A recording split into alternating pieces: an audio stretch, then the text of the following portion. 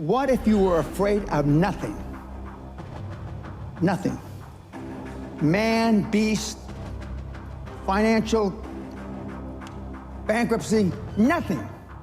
Do you understand what that would mean? How would your life have changed?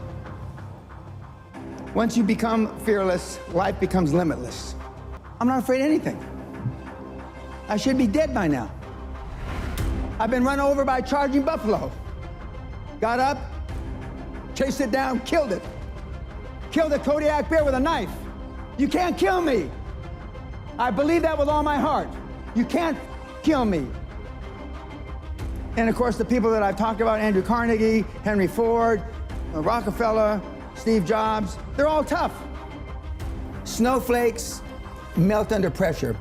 In 1986, the average man's handshake pressure was 118 pounds. 2016, 96 pounds. Testosterone levels in sperm counts tested 50 years ago, and today they're producing 60 to 70% the amount of testosterone levels in sperm counts as they did. We're dying out. They're deathly afraid of everything. Everybody's scared to death of what might happen, and so they want to come across as your friend. It's like my snowflake test. You know, the first question, paraphrasing it, what would you do if somebody spit in your wife's face? And the answers range from, well, I try to ascertain what kind of day he was having. And if he had a bad day, I try to be understanding. I'd be in prison for murder. I would beat the guy to death. Is that what we need today? Everybody? No, I'm not saying that's me, though. Okay. But I am advocating that the guys act like they had a pair. There's never an easy time to make a hard decision. Never. But what you have to be able to do is pull the trigger, take action. And reading books and listening to podcasts is not taking action. It's just another form of procrastination.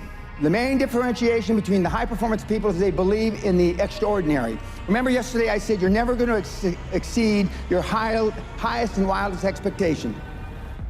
For those of you that want to be a millionaire, you're never going to make 10 million. For those of you that want to be 10 million, you're never going to make 100 million. For those of you that want to make 100 million, you're never going to be a billionaire. Because psychologically, see, your subconscious doesn't know you're full of. Your subconscious starts to slow down. When you get, let's use the 100 million number, at 75, 79, 82, 89, 91, and then you're asleep at 96 million. And you may stumble over the goal at 100 million by accident. I have 3 regrets in life. 1, I'm a combat-trained Army officer who never saw combat. 2, the night before my mother died, I told her, God damn it, you're not gonna die, quit f***ing around. She's dead in the morning. And the 3rd, I didn't set my goals high enough. Jack Welch said it much better than I. There's no such thing as work-life balance. There are work-life choices, and you make them, and they have consequences. There are consequences that I didn't go to our daughter's sweet 16 birthday party. There are consequences. But are they greater than the consequences of you being dirt broke when you die? You ask yourself that. Would you rather make a choice between your daughter's 16th birthday or you being flat broke, huddled up in a corner, homeless, whenever your time comes? You tell me.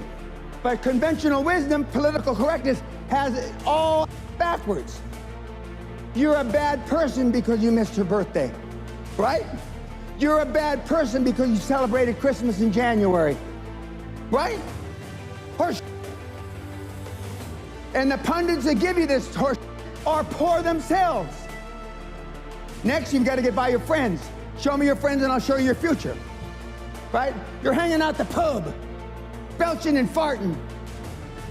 Those people that you're going to the sports bars, those are your friends. Then there's just general pessimists. Then there's your own guilt.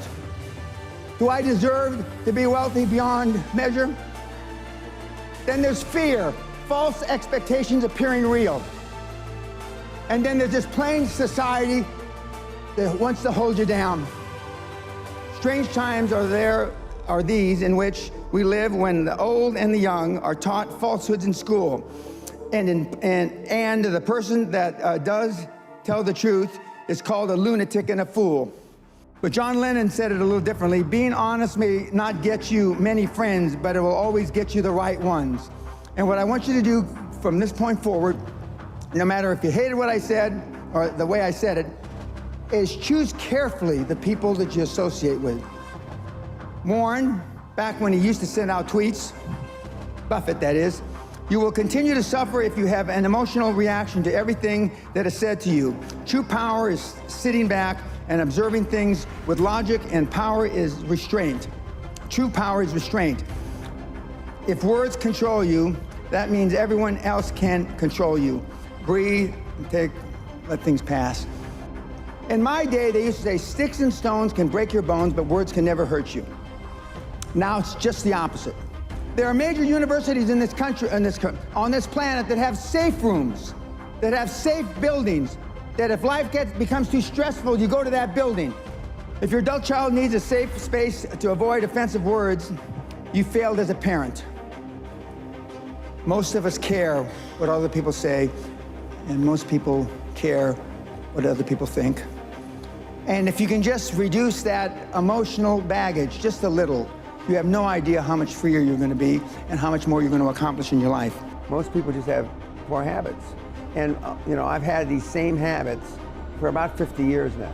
When I do feel wimpish, I just say, what's wrong with you?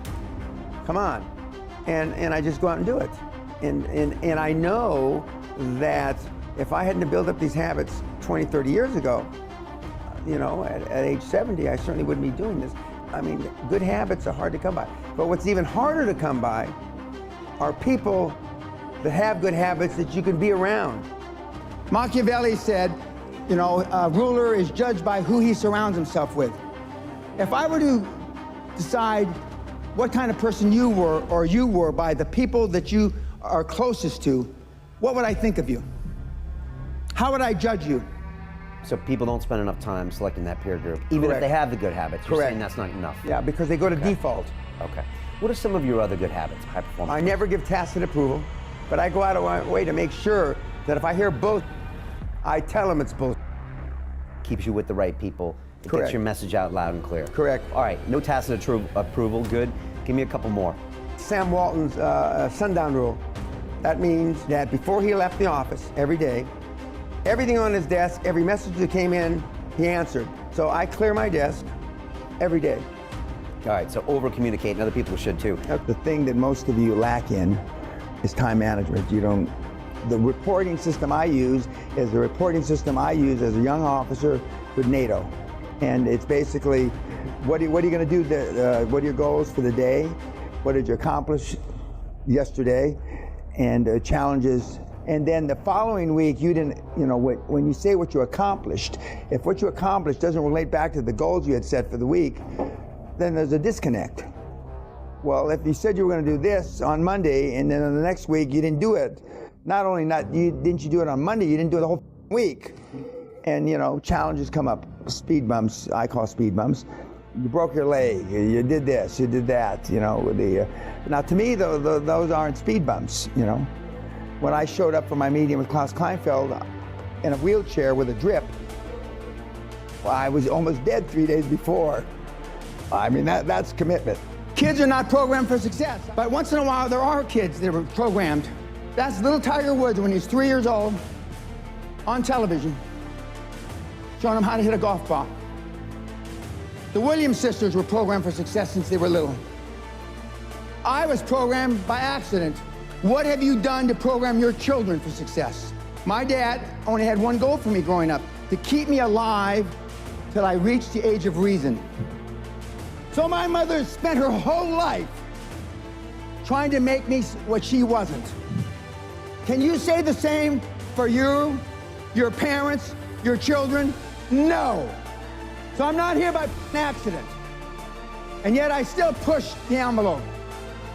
I believe with all my heart, you were meant to achieve.